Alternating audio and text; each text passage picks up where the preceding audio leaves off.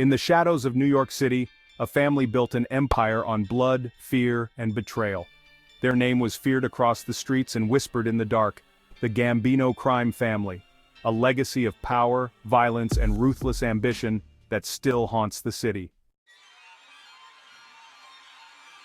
It all began in the 1950s, when Carlo Gambino, an Italian immigrant with connections to the powerful Sicilian mafia, took control of the family. Gambino was a man of vision, but also a man of violence. He carefully built the family's network, quietly eliminating rivals and making strategic alliances that would later propel the Gambinos to the top of the New York mafia hierarchy. But despite his quiet demeanor, Gambino's rise wasn't without bloodshed.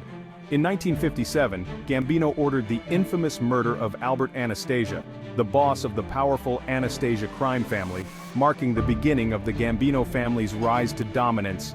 Anastasia's death was violent, swift, and most importantly, it sent a clear message: the Gambinos were in charge now. Enter John Gotti. A brash, ambitious young man, Gotti came up through the ranks of the Gambino family, first making his name with his violent and unrelenting tactics. His big break came when he orchestrated the murder of Paul Castellano, the Gambino family's boss, in 1985.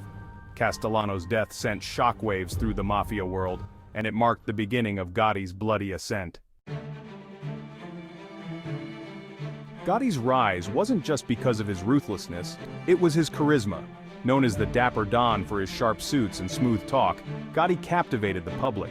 The media loved him, and he became a celebrity in his own right. But his charm couldn't mask the darkness of his actions. He was a man who was willing to do anything to stay at the top, even if it meant blood on his hands. In 1992, however, Gotti's luck ran out. After years of evading justice, he was finally convicted of murder, racketeering, and other serious crimes. His downfall came not from his violent actions, but from his own associates. Salvatore "Sammy the Bull" Gravano, one of Gotti's closest lieutenants, turned on him and testified against him. Gravano's testimony sealed Gotti's fate, and he was sentenced to life in prison. John Gotti died in prison in 2002, but the Gambino family's legacy didn't end with him. While the family's power has diminished over the years, its influence is still felt today. And with the FBI and law enforcement agencies continuing to target organized crime, the story of the Gambino family serves as a chilling reminder of the dangers of unchecked power, loyalty, and the price of betrayal.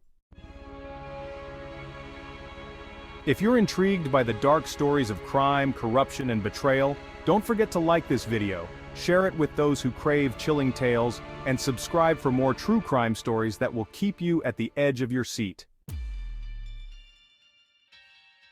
The Gambino crime family may no longer be the unstoppable force it once was, but the terror, the betrayal, and the bloodshed will never be forgotten.